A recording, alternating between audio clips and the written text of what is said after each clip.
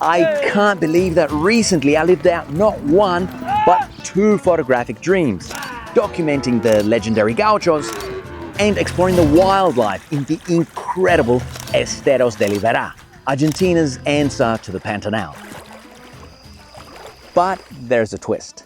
I challenged myself to capture photos and video, and this led to some camera and lens choices that will baffle most of you. One camera wasn't even designed for photography and another you probably never even heard of. And wait until you see my lens choices. Could I pull it off and do justice to these once-in-a-lifetime opportunities, or would I crash and burn? As they say, stick around until the end, because I will be sharing insights that could be game-changing, including my brutally honest breakdown of what worked, what failed, and what lessons you can take from all of this. This is a longer video because it has everything: adventure, photography, even gear talk. I am pulling back the curtain on the entire experience. This just might change the way that you shoot and the kinds of projects that you tackle in the future. Okay, so when I planned my trip to Argentina, two cultural icons immediately stood out: football and gauchos. As a photographer, I was really interested in the gauchos. The chance to photograph them, though, was always out of reach. And then one day, a twist of fate provided me with an opportunity that was too good to miss. But would I be ready to capture it?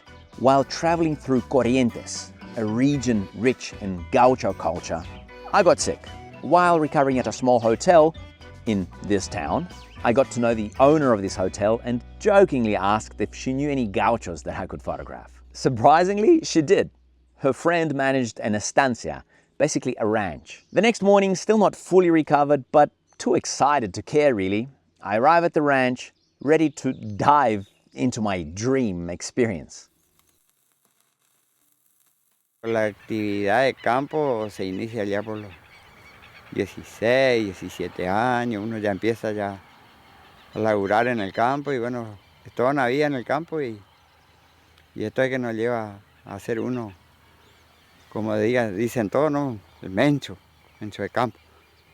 Así que, y bueno, nos llevamos la sangre a través de nuestros viejos y así. Esto nosotros después le entregamos a los jóvenes y nosotros nos vamos jubilando y bueno, y vamos quedando y no se tiene que morir esto.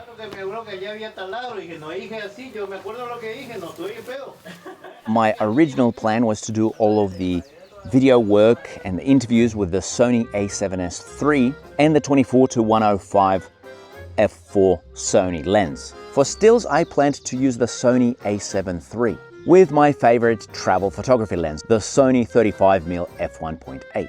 This was before I got the Sony a7C II, which has become my go-to hybrid camera. Did things go as planned? Of course not. Using both cameras led to too much fiddling, too many missed shots, and also because the action was so fast-paced and the space in which I could maneuver myself was very limited, my beloved 35mm lens just wasn't cutting it this time. Hey, I'll tell it like it is. If something doesn't work, I'm absolutely fine admitting it. So what did I do?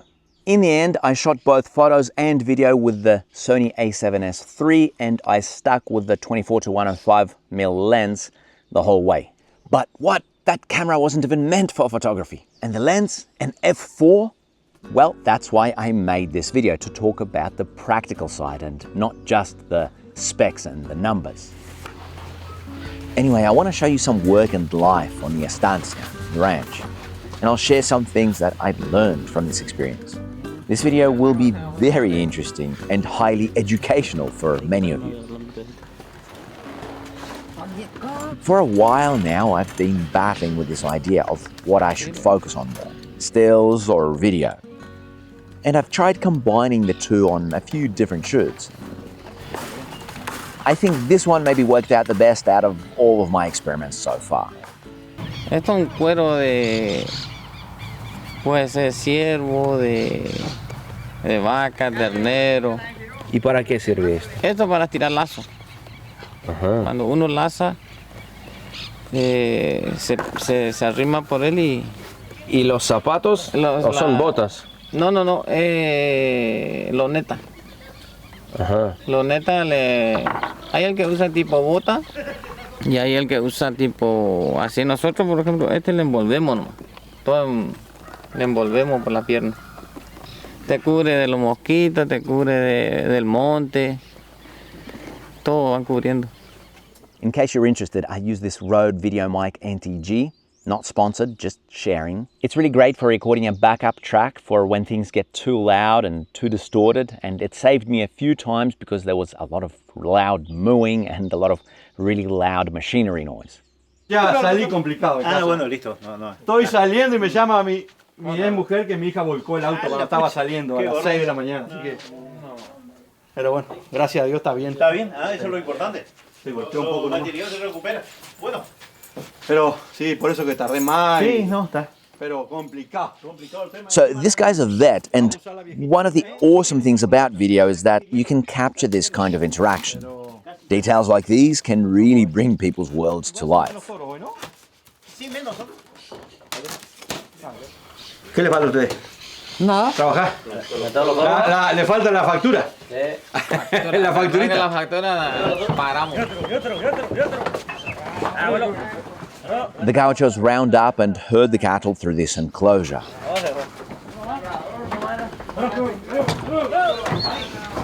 And then there's this contraption.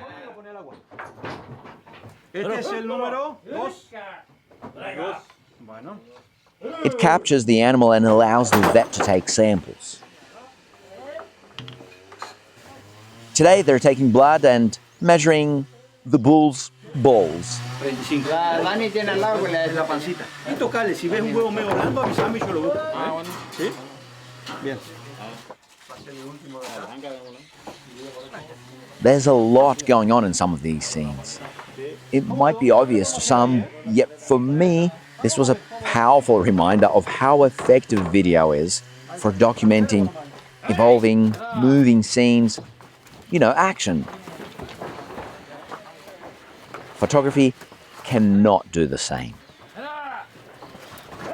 Of course, the still image can be powerful, and capturing that moment when things come together is so rewarding, but it is also so much more challenging. Watching a video can be engaging because of all of the elements, the sound, the movement within the frame, the movement of the camera. That's also important. I feel that video can be much more flawed than a photo and still really draw you in. There pretty much just needs to be something happening. With stills, you have to capture that moment when things align. You have to frame what's relevant, not more and not less. You can't show different elements one after another to communicate the bigger picture. Of course, with a photo story, you kind of can to an extent, but still, every frame needs to stand on its own.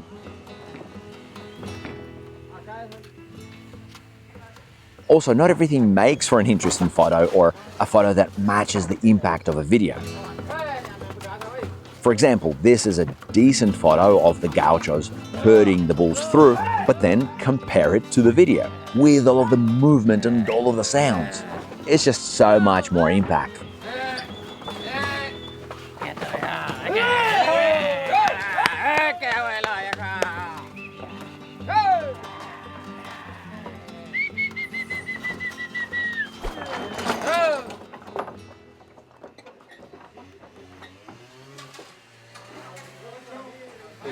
This is Titino. He's the estancia manager, the friend of a hotel owner where I'm staying, and the reason why I'm here.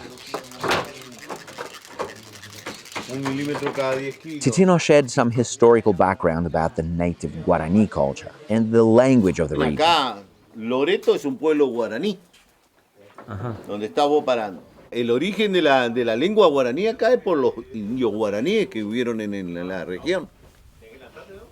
Toda la parte sur de Brasil, sur de Paraguay, sur de Paraguay, todo eso es toda zona guaraní.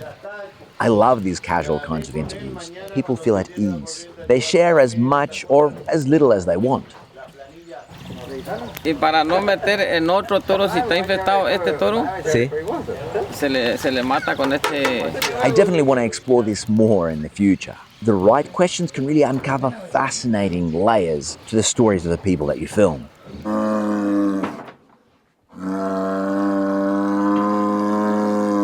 Another example here of how a flawed video can still be very impactful. Movement, shaking, zooming, but still so much more impact than a still would have had.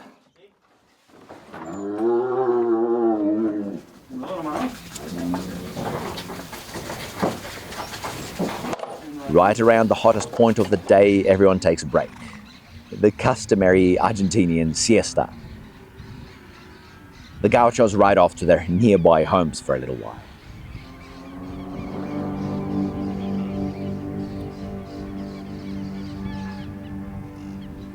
Later on in the day, 2 new gauchos join. They're the sons of the gauchos working at the estancia. These young men are learning agriculture in a specialized school to, modernize this world. But you still have to do the dirty work around here.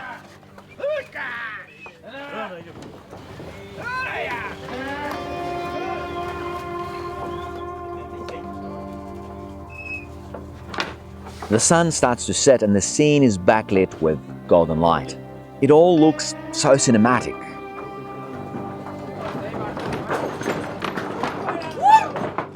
That was the whole platform shaking because of the bull's power. I was really right up in the action. Even with a detail like this, a little camera shake can convey the chaos, the bull's power. It's just another layer that video has to communicate. The very same process continues for a while. This is when I try to make a few more photos to take advantage of these quiet moments. I also talked to Titino about a curious character in gaucho folklore, Gauchito Gil, a kind of gaucho Robin Hood. Lo capturó la policía y lo torturaron y murió donde lo enterraron quedó ahí y el dueño del campo lo hizo sacar del lugar donde lo enterraron y ahí empezó a venir abajo, tener mala suerte. Entonces lo volvieron a traer donde estaba y ahí empezó a hacer milagros. La gente empezó a pedirle milagros y él como que le concedía el milagro. Es una intersección entre Dios y nosotros. Esa es la creencia nuestra del Gauchito Gil. El pañuelo que tienen ellos y por ejemplo es en pozo con reconocimiento hacia el gauchito. Este también, el color rojo también es por él. I noticed another detail. This young man has been working barefoot. He says he prefers it that way. Now, this does work better as a photograph, I think, because there's no movement, so it just works. Some beautiful light here. And one challenge of shooting both stills and video is that sometimes you miss out on one over the other. A still frame of a moment anywhere around here would have been great. The day's coming to an end. The gauchos read ID tags to the vet to keep a record of all the tests.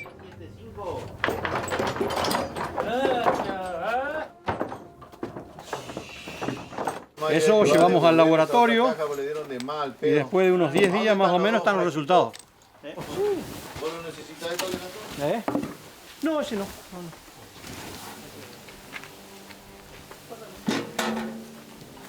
More beautiful light.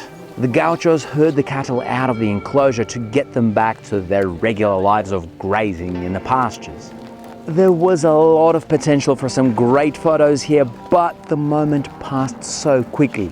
I wanted to get the drone out as well, but I didn't quite know where to be. I regret not making more photos. In a new situation, sometimes that's the price that you pay. So this was day one. It really felt like the beginning of something, and I'd be back at the estancia, but first, me and the family decided to go see some nature and animals. The same expansive flatlands of corrientes that sustain estancias and gauchos also nurture the marshes and abundant wildlife of the esteros de Iberá. It's like Argentina's Pantanal. There's a national park there, and one of the entrances was actually nearby. It was free too, so how could we resist? Right away, we're greeted by capybaras. The least shy ones I've ever seen.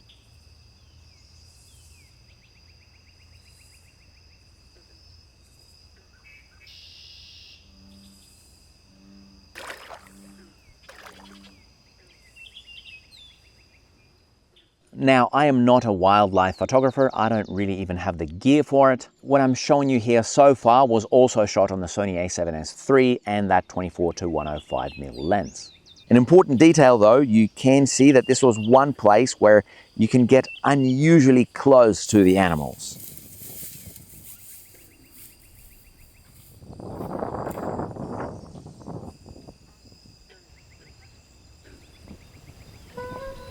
This is a marsh deer, iconic of esteros de Libera. So cool to see it from so up close.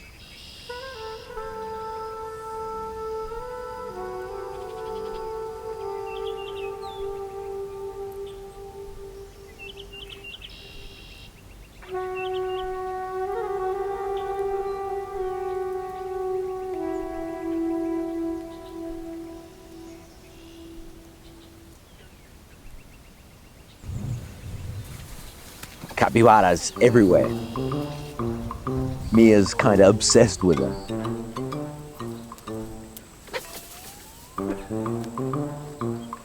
Did you hear that?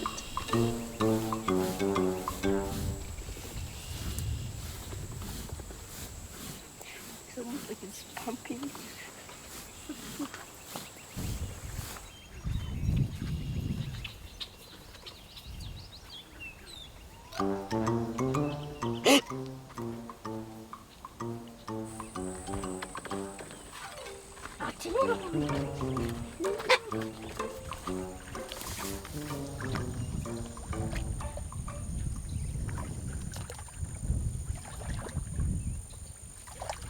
Perhaps naively, I wanted to again capture photos and video of whatever animals, whatever wildlife we would encounter here.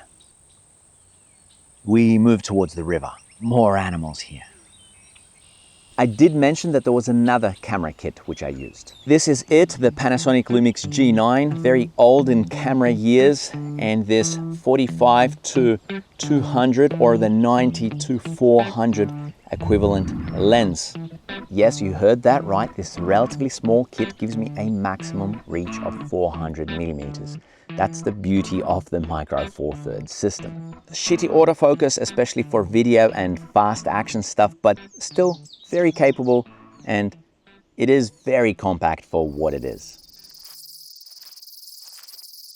For educational purposes, I'll put on the screen which camera I used for which video sequences and for which stills.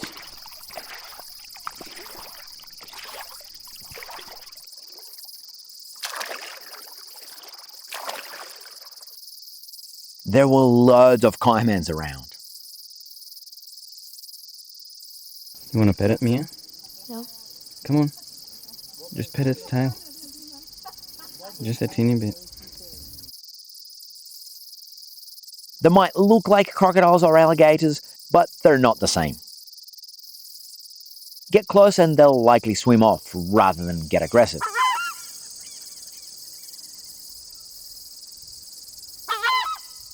I even snorkeled over a caiman in Brazil at night, but that's a story for a different time.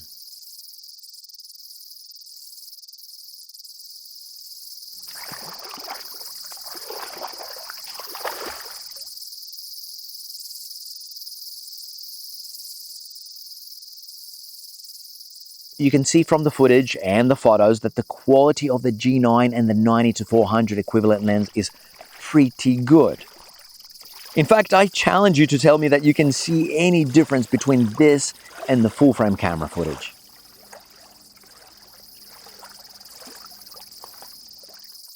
It has its shortcomings, sure.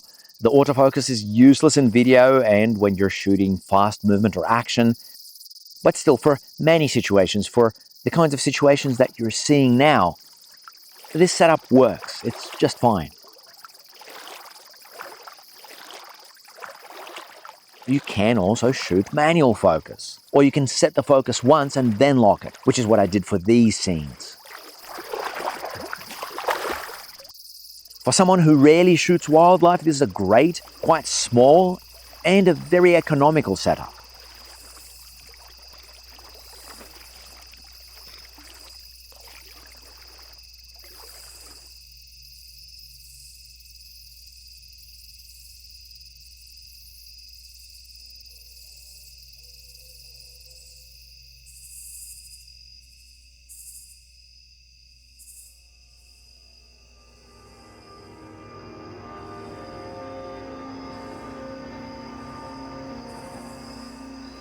You are not allowed to spend the night by the river, which is where most of the animals are, but anyway, we drove to the park's entrance where we could spend the night.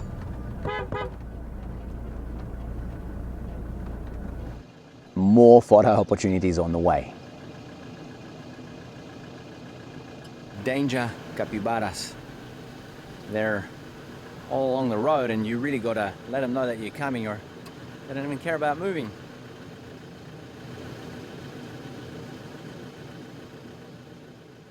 The next morning we of course drove back to the river, but there were hardly any animals. So I guess we got quite lucky that afternoon that we arrived.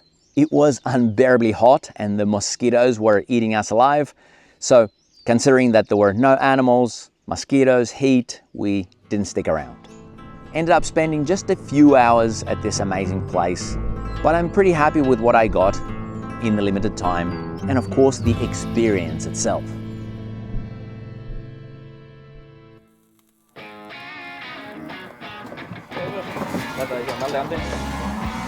On my next visit to the estancia, some of the cattle are getting branded.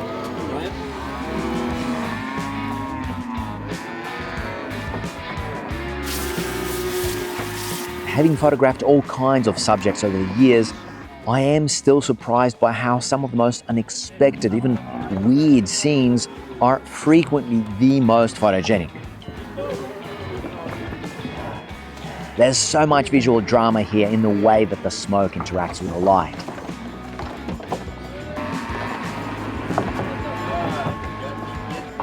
And there's also so much drama in what's happening and what's taking place too. Once again, within the context of this project, I just have to say, video is so capable. You film the whole sequence with all the sounds and all the movement, and you really get a feel for what's happening. To get even a few solid stills here, I had to fire off quite a few frames. It's just so demanding. I really needed for everything to come together. And in the end, it's still impossible to truly communicate everything that's taking place here. Ese para identificarle mejor, a veces la marca no se ve. Y entonces le vemos por el tema de las caravanas, le pintamos para, pues manejamos dos marcas, la firma maneja dos marcas.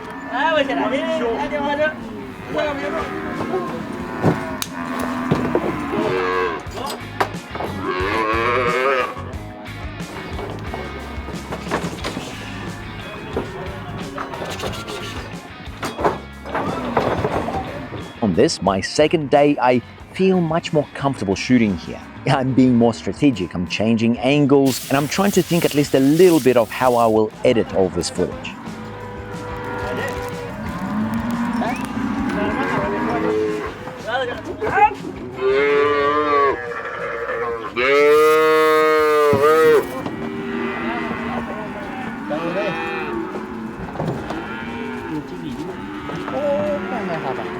The men are rough with the cattle, and this isn't easy to watch or to hear.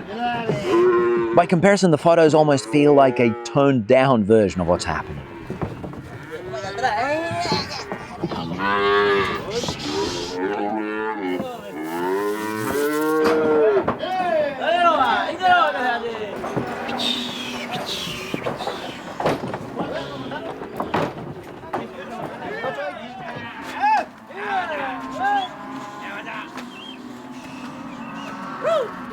I have the benefit of the same things happening over and over, and this gives me the opportunity to get more variety of angles, which is great for both photos and video.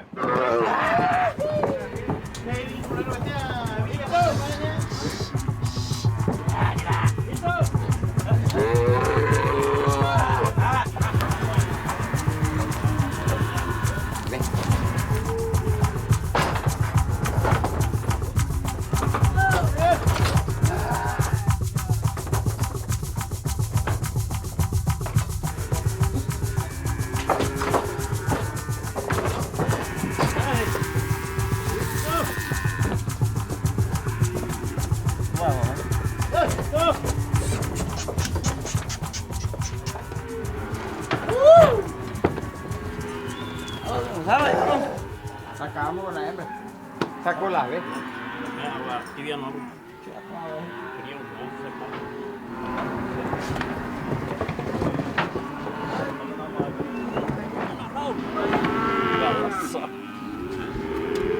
Now, for something like this, the toned down version is better.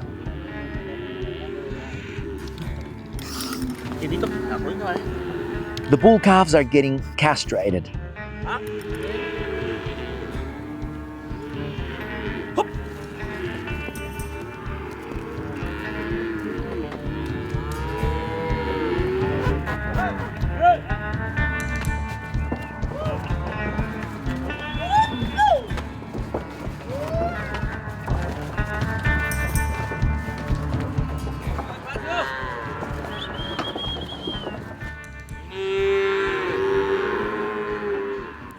As a guest of honor, you can guess who was offered to eat these.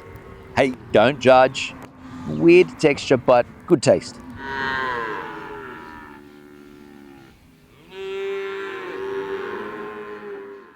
Once again, as the hottest hour of the day comes, it's time for a lunch and a siesta.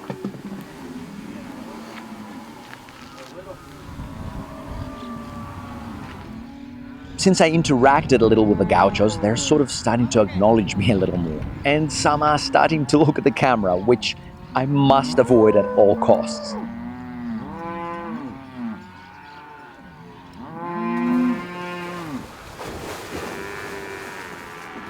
Once the action resumes, the cows are washed in a toxic liquid to get rid of parasites.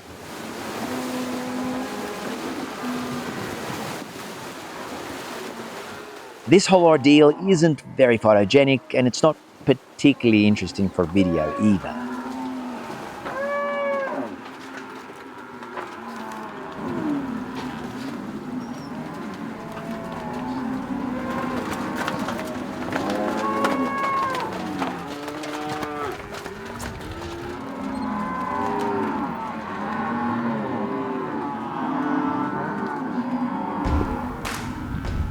Towards the end of the day, the cattle are being rounded up again to head into the pastures.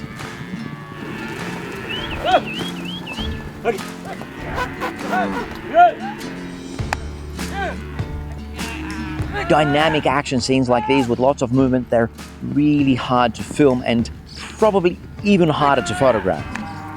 You don't know where you should be to get the best angle, to get that shot, or even just to be able to communicate what's actually taking place.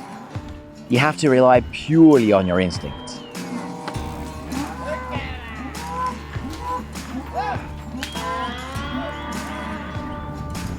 On the first day, I really wanted to capture the cattle and the gauchos heading out with a drone.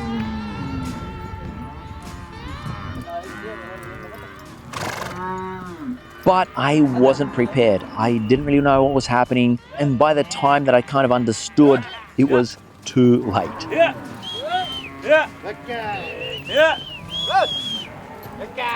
Now I was ready, but the sun hid behind the clouds, and without that visual drama, that interplay of light and dark and the golden light, I didn't know if it was even really worth getting the drone up into the air.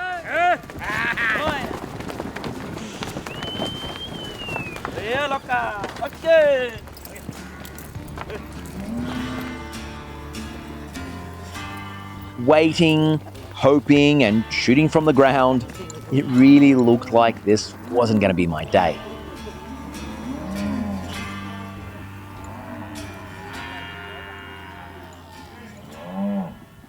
Then, just as it was time to take the cattle out, as if on cue, the clouds finally parted and everything was bathed in this beautiful golden light of the setting sun.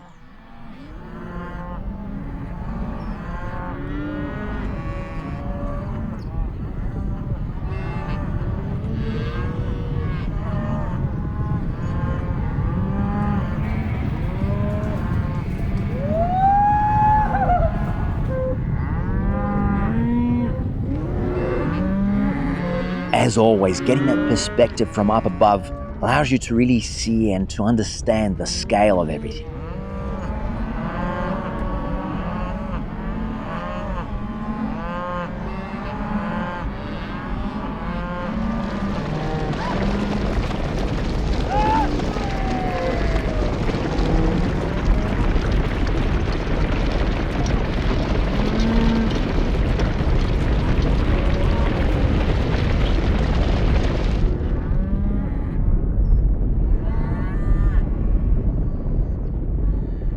I stayed in the air until the battery started to run out, trying to squeeze as much as I could out of this situation.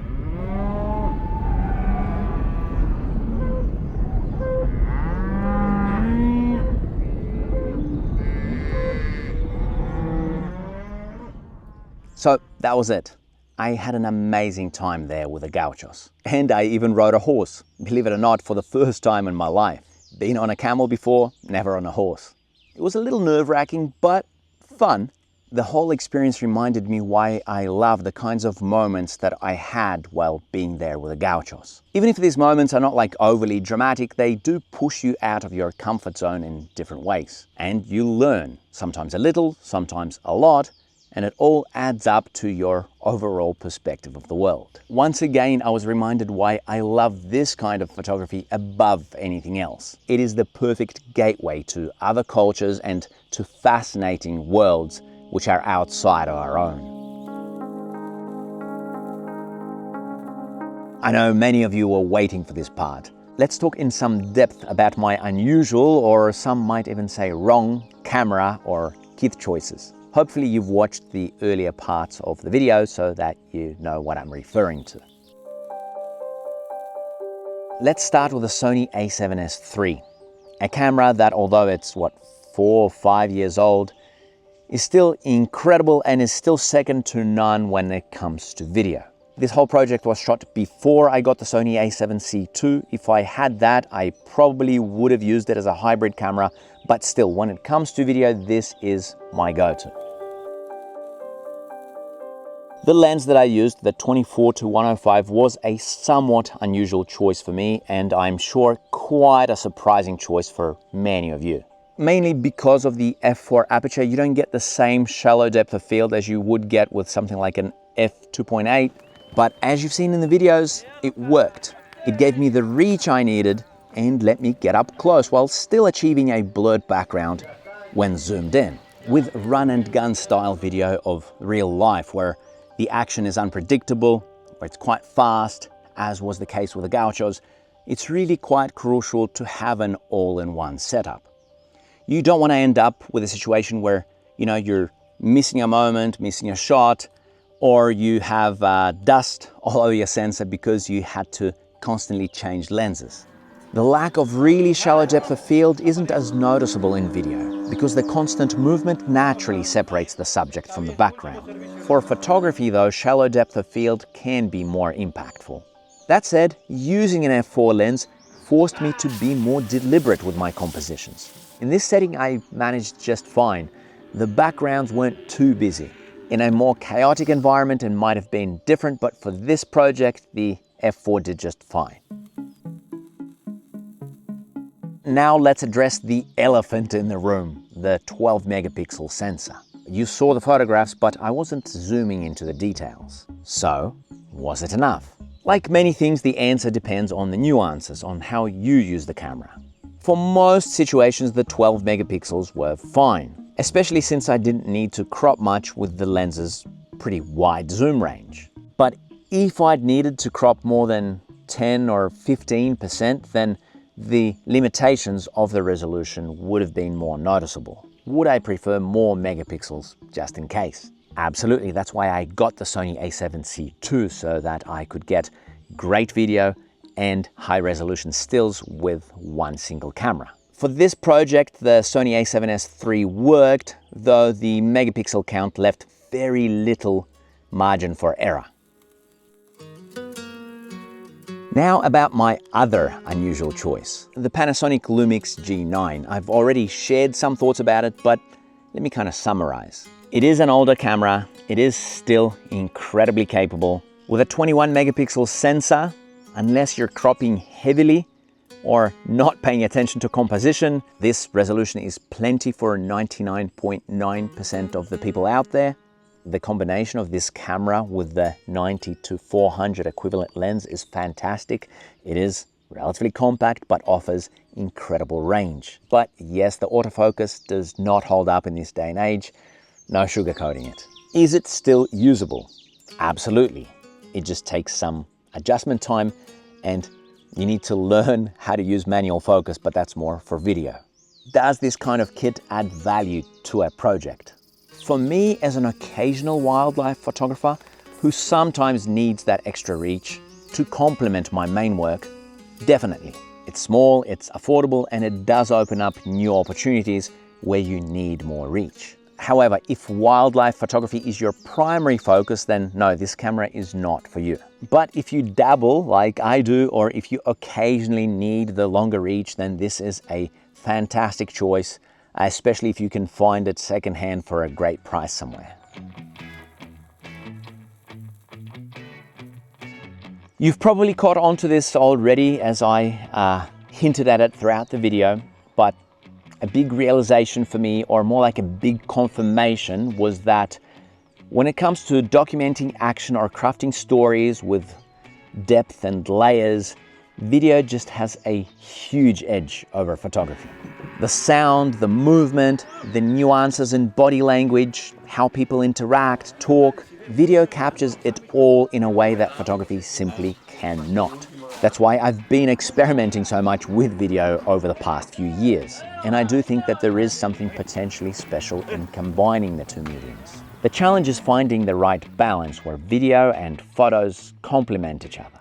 Honestly, I did not quite achieve that balance here. I'll share later in just a bit what could have made them complement each other much better. So for storytelling and documenting, video is just on another level. That's not a secret. You know, when you look at the history, photography used to dominate this space for a very long time because it was the only viable option, the only one that was available. Think of National Geographic, Magnum photographers, Cartier-Bresson, Life magazine. Back then it was all photography because, well, a big chunk of the time there was no video, and photography was what was accessible, available, and practical. Does all this mean that photography no longer has a place? No, absolutely not. A single powerful image can linger in your mind. It can spark your imagination and your emotions in ways that video most often doesn't. Photography still holds immense potential for magic, and platforms like YouTube make it possible to combine the best of both worlds, but as storytelling evolves, video just clearly has a huge lead. Photography's role in pure documentary work feels much smaller now. A strong photograph has to do more than just document. It has to transcend that.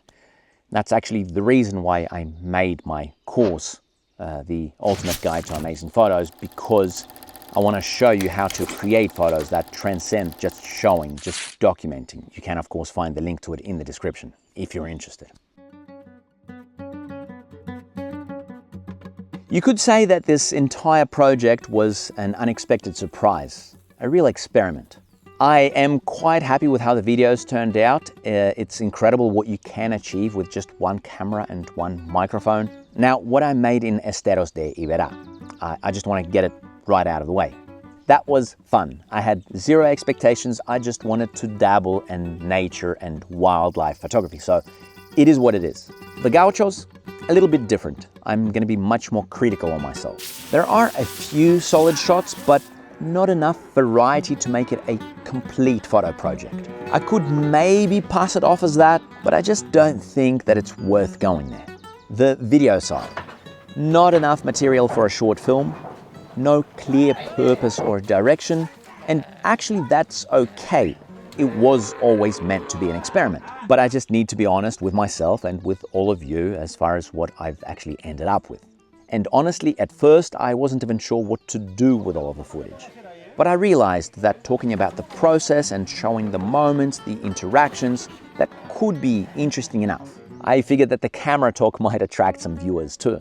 The main thing though is that I wanted to share a glimpse into this completely different world and into my work. I do think that it turned out to be a worthwhile project for YouTube because YouTube is what you want it to be. There are no creative limitations. I love the drone footage. I really wanted to capture scenes like that from a drone for a long time. I also really like some specific scenes of the gauchos from the ground. The whole thing actually feels like the start of something bigger, like a warm-up. And that's often how I approach things. If I think that something is worthwhile, I'll come back and I'll get deeper into it. But as of now, what I have outside of YouTube, I don't think that it can be called a project on its own. Looking back, I can understand now that I made one big mistake. I should have approached the photography side differently. When you look at the photos next to the video, they kind of feel redundant. They don't really add anything new. Like this, a photo of one of the gauchos operating the guillotine-like machine. It is solid, I like it, but the video captures the same moment and it does it better. And I've already talked about some of these, the images of the men herding cattle. I think that the footage is just more effective. With the movement, the sounds, the photos need to offer something extra or something different. What I should have done is portraits. Imagine the gauchos indoors, maybe standing against a wall with dramatic kind of side chiaroscuro lighting from a window, every detail visible. This would have definitely added to the video. It'd be like we've seen them in action and now we see them from up close. You know, a more intimate connection. In fact, talking about it makes me want to go back and do it now. So why didn't I do portraits? I used to mostly shoot portraits, but here I was just really set on getting these action shots. I didn't see at the moment how powerful portraits could have been within this context. And that's the thing with projects like these. You look back at them, you analyze, and you learn. After, 20 years of photography, I'm not afraid to admit that I am still learning. And I actually think that's really, really cool. To wrap it all up, whether you're photographing or filming gauchos or wildlife or your own backyard, every challenge can be seen as an opportunity to grow as a photographer and as a visual storyteller. Of course, ultimately, it's never the gear that you use. It's all about making the most of your opportunities with whatever you have. And this thought, I hope, is one of the bigger things that you'll take away from this video. So those are my thoughts, my experiences, and a few useful tips and ideas for you. I hope you enjoyed this video. I'm gonna get back to our camper now, and you can check out similar videos that I shared about my experiences in Brazil. Right here, just click on the video on the screen. Till next time.